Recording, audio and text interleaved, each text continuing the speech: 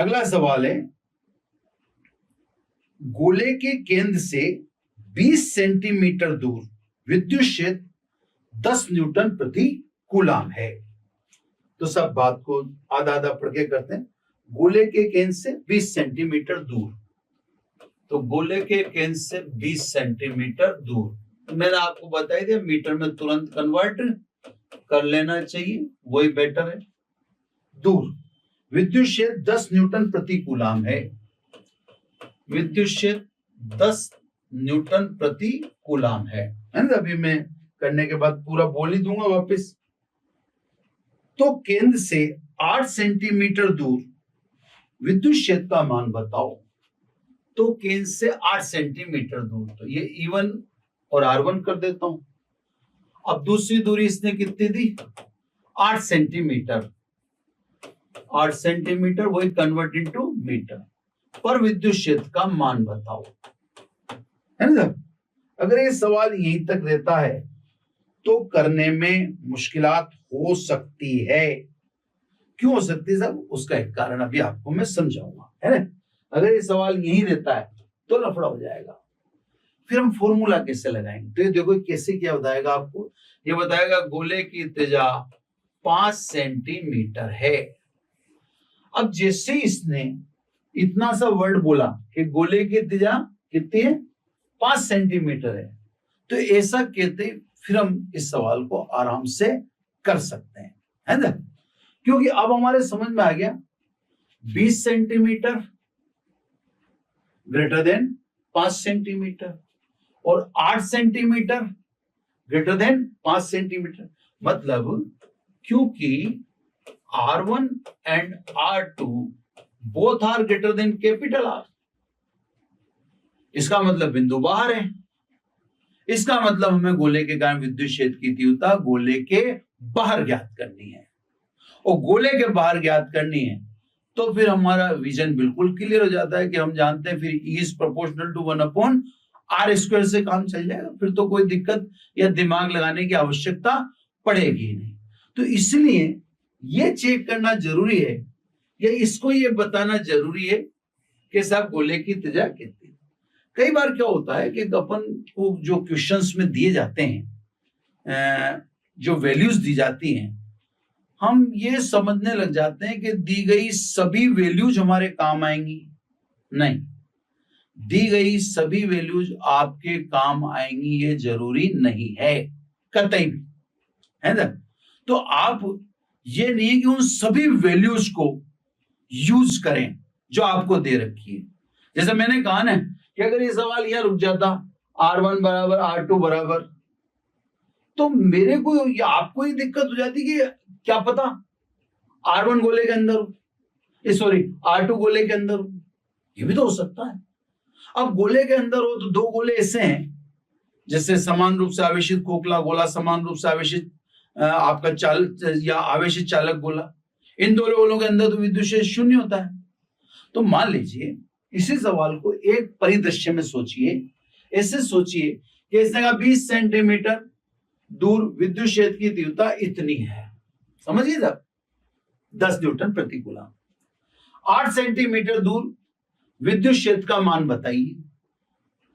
अगर मान लो ये कहता गोले की त्रिज्या 10 सेंटीमीटर है और गोला खोखला है, अगर ऐसा कह देता, ये कह देता कि गोले की त्रिज्या 10 सेंटीमीटर है। अब गोले की त्रिज्या 10 सेंटीमीटर है तो फिर आप समझ जाते कि इसका मतलब ये हुआ कि दूसरा बिंदु गोले के अंदर है और दूसरा बिंदु गोले के अंदर है और इसने कह दिया गोला खोखला है, तो फिर आपको कैलकुलेशन करने की जरूरत ही कहां है। खोखले गोले के अंदर विद्युत क्षेत्र का मान सदैव शून्य होता है, सदैव। तो फिर कैलकुलेशन, तो जैसे अपन कंपटीशन पर्पज में देखें तो कंपटीशन पर्पज में ऐसा होता है कि कई बार बच्चा जल्दबाजी में कैलकुलेशन करने लग जाएगा और वह आंसर को गलत कर देगा, जबकि वो विवेकपूर्ण होकर अगर उसको देख ले कि यार गोले की त्रिज्या 10 सेंटीमीटर और गोला खोखला है तो अंदर विद्युत क्षेत्र शून्य होगा, इन कैलकुलेशन दिए गए मानों का कोई मतलब ही नहीं। हालांकि हमारे केस में तो इसने दे रखा है कि गोले की त्रिज्या 5 सेंटीमीटर है, गोले की त्रिज्या 5 सेंटीमीटर है, तो फिर R1 और R2 दोनों गोले के बाहर हुए, तो हमें तो कैलकुलेट करना पड़ेगा, गोले के बाहर विद्युत क्षेत्र शून्य हो ही नहीं सकता।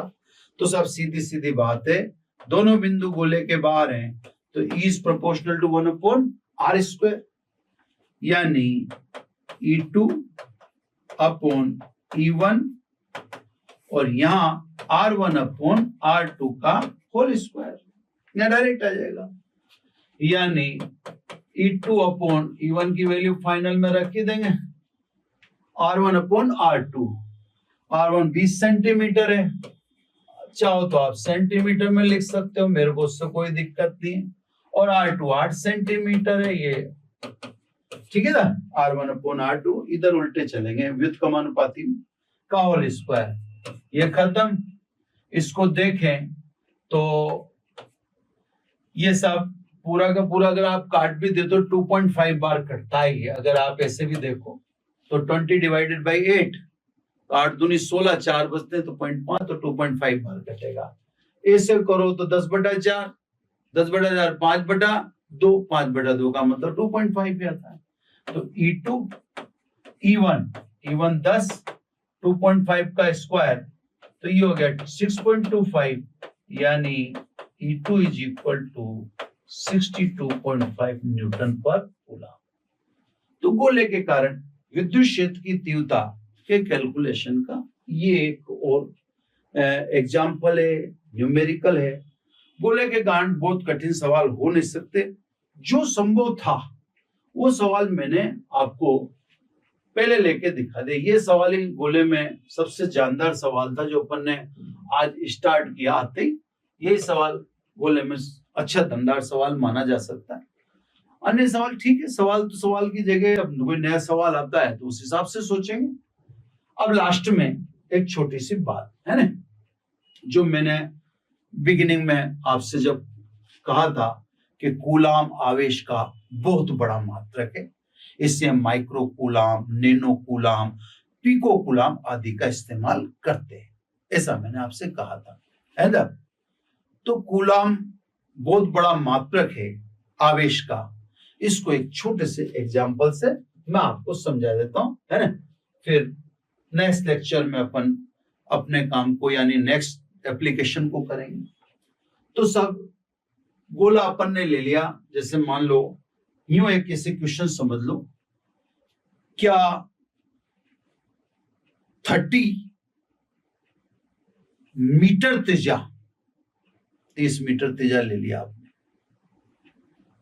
कि गोले को एक कूलाम आवेश दे सकते हैं। तो एक छोटा सा अपन ने क्वेश्चन राइज कर लिया, उसका एक थोड़ा प्रैक्टिकल टास्क देखेंगे, बड़ा मजा आएगा, इसको थोड़ा नॉर्मल वे में लेना है ना। तो क्या 30 मीटर त्रिज्या के गोले को एक कूलाम आवेश दिया जा सकता है ना? तो सब गोले की त्रिज्या 30 मीटर और आवेश देना आपको एक कूलाम, दे सकते हैं या नहीं दे सकते, इस बात का हमें जवाब देना है। विद्युत क्षेत्र से वो जवाब थोड़ा सा अच्छे तरीके से निकल जाएगा। अगर हम एक कूलाम आवेश 30 मीटर त्रिज्या के गोले को दें तो उस गोले की सतह पर विद्युत क्षेत्र, है ना, यानी मैक्सिमम, और वो भी कहां पर, सरफेस पर, है ना, कितना होगा सब विद्युत क्षेत्र, KQ अपॉन कैपिटल R²। छोटी सी calculation, E surface is equal to K की वैल्यू 9 इंटू 10 की पावर 9, Q एक कूलाम, R² यानी 30 इंटू 30, 2 जीरो तो आपने वैसे ही कैंसिल कर देनी है ना, 2 जीरो तो कट गई, तो 10 की पावर रह गया 7, और 9 से 9 कट गया, तो विद्युत क्षेत्र आया 10 की पावर 7 न्यूटन पर कूलाम। Clear sir? अब थोड़ा सा ध्यान से समझिए, नए अगर मापांक चेंज हो गए तो बात अलग है, लेकिन ये जो मैं कह रहा हूं ये भी एक फैक्ट है। देखो, इसको सवाल को ही रोक दूं, विद्युत क्षेत्र 3 इंटू 10 की पावर 6 न्यूटन प्रति कूलाम पर, यह सवाल इसको ये रोक दिया मैंने अभी, है ना, इसको यहाँ रोक के और फिर मेरी बात को सुनो, फिर वापस यहाँ आते हैं ना, इसको ब्लॉक कर दिया। विद्युत क्षेत्र 3 × 10⁶ न्यूटन प्रति कूलाम वह मान है जिस पर वायु का रोधन भंग हो जाता है। जटिल हिंदी, वायु का रोधन भंग होने का एक सामान्य अर्थ क्या है? तो वायु के रोधन भंग होने का एक सामान्य अर्थ यह है कि कुचालक वायु, वो वायु कुचालक है सामान्यतः, इस विद्युत क्षेत्र पर चालक की भांति व्यवहार करने लगती है। जैसे आप देखें, बिजली जब गिरती है तो ये आसमान से जो बिजली है धरती पर आती है, इसी वायु में से होकर आती है। अब ये वायु उस बिजली को धरती पर लाने के लिए वायर यानी चालक का काम कर रही है।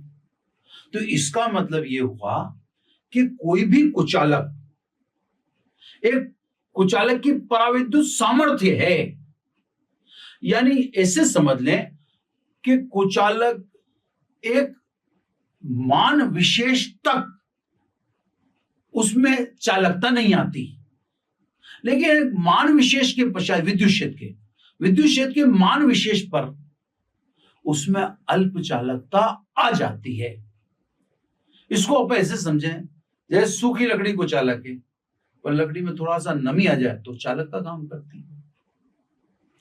वायु कुचालक है, लेकिन बिजली जब गिरती है तो इसी वायु में से होकर जमीन पे आती है, धरती पर आती है, पृथ्वी पर आती है। तो फिर उस समय वायु किसका काम कर रही है? चालक का काम कर रही है। कोई भी, अभी जैसे मान लो सामान्य रबर के ग्लव्स हैं, 220 वोल्ट पे काम कर जाएंगे, 11 kV पे काम नहीं कर पाएंगे, वो उसके लिए हैवी रबर के चाहिए, या आप उसके ज्यादा वोल्ट ले लीजिए। तो ये सब चीजें, इनका एग्जैक्ट वैल्यू तो मुझे पता नहीं, पर ये चीजें इस बात का प्रमाण है कि हर कुचालक पदार्थ की एक पराविद्युत सामर्थ्य होती है, यानी एक विद्युत क्षेत्र विशेष के बाद उस पदार्थ में अल्प चालकता आ जाती है। क्लियर साहब?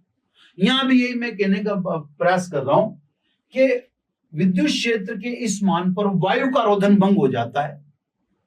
वायु का रोधन भंग हो जाता है का मतलब कुचालक वायु में अल्प चालकता आ जाती है। जब कुचालक वायु में अल्प चालकता आ जाएगी तो फिर आवेश तो सतह तक आएगा ही क्यों? सतह के बाहर ही ठहर जाएगा, क्योंकि सतह के बाहर जो वायु है उसमें चालकता आ चुकी है ना।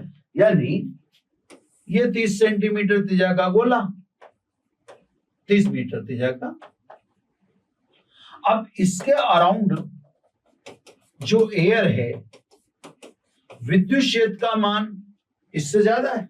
अब आ जाओ इधर, 10⁷ ग्रेटर देन 3 × 10⁶, इससे ज्यादा वैल्यू है। तो इसके चारों ओर की वायु, जैसा मैं समझा रहा हूं, आप बस वो समझने का प्रयास करें, बहुत फैक्चुअल पे नहीं जाए। इसके चारों ओर की वायु में चालकता आ जाएगी।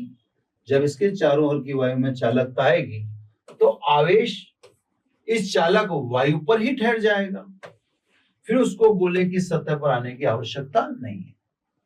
तो सब फैक्ट कहता है कि इसका मतलब 30 मीटर त्रिज्या का धातु का गोला 1 कूलाम आवेश नहीं ले सकेगा, है ना।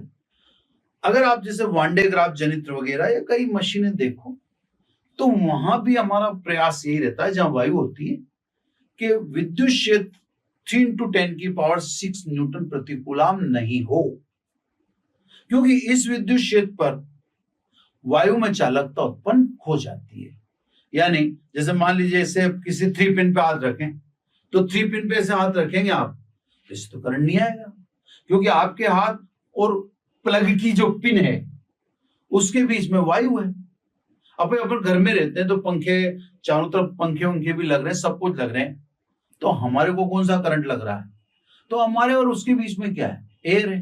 तो एयर ऐसे तो कुचालक है, एयर ऐसे तो कुचालक है, लेकिन विद्युत क्षेत्र के एक निश्चित मान तक, जब वायु में विद्युत क्षेत्र इतना हो जाए तो फिर उसमें अल्प चालकता आ जाती है। अब यही कारण, देखो कहीं कहीं आप देख भी सकते हो, यही कारण है कि जैसे अपन 220 वोल्ट के वायर देखें, आप इस फॉर्मूले को ध्यान रखते हुए देखना, E बराबर V अपॉन डी। कम वोल्टेज है तो विद्युत क्षेत्र भी कम है, मतलब इतने तक नहीं जा पा रहे, तो 220 वोल्ट के वायर पास पास होते हैं। अब अपन जावे 11 केवी, वोल्टेज बढ़ गया तो विद्युत क्षेत्र भी बढ़ेगा, तो इन वायरों के बीच की दूरी बढ़ा दी जाती है। फिर आप जाओ 44 किलो वोल्ट, फिर जाओ आप 132 किलो वोल्ट, तो जब आप हाई वोल्टेज पर जाओगे V बढ़ा, E भी बढ़ेगा। E बढ़ेगा तो वायर के मध्य वाली वायु में चालकता आ सकती है, तो उन वायरों के बीच की दूरी क्या कर देते हैं, बढ़ा देते हैं। तो आपने देखा होगा हाई वोल्टेज वाले वायर जो होते हैं उनके बीच की दूरी अधिक होती है। उसका एक कारण ये मानता हूं मैं, ये मेरा अपना थॉट है ना, अपना सोच है। तो सब, और आपका फैक्ट भी यही कह रहा है कि सब जो हाई वोल्टेज के वायर होंगे, डिस्टेंस बढ़ा दोगे तो ई घट जाएगा। तो जहां वोल्टेज हाई होता है वहां पर हमें ई घटाना होता है, मतलब ई इतना नहीं होना चाहिए, सीधी सी बात। ये वो मान है जिस पर वायु का रोधन भंग हो जाता है, यानी इस मान पर वायु में अल्प चालकता आने लग जाती है, आ जाती है, जो भी है ना। तो सब जहां हाई वोल्टेज होगा वहां आप डिस्टेंस इंक्रीज कर दो, डिस्टेंस इंक्रीज कर दो, इलेक्ट्रिक फील्ड यानी विद्युत क्षेत्र कम हो जाएगा, इतने तक नहीं पहुंचेगा, इतने तक नहीं पहुंचेगा। तो स्वाभाविक है कि शॉर्ट सर्किट नहीं होगा, है ना। अगर मान लो वोल्टेज हाई और डी कम कर दिया, डिस्टेंस कम कर दी, वोल्टेज हाई भी और डिस्टेंस कम कर दी, तो ये बढ़ जाएगा और ये बढ़ जाएगा, तो दिक्कत पड़ जाएगी। तो बच्चों ये गोले से संबंधित न्यूमेरिकल है जो इस एपिसोड पर ही एंड करते हैं। नए एपिसोड पर नई चीज पढ़ेंगे, यानी अब परत और प्लेट पट्टिका दो चीजें बचती हैं, वो अपन नेक्स्ट लेक्चर में देखेंगे। आज बस इतना है। Thank you very much.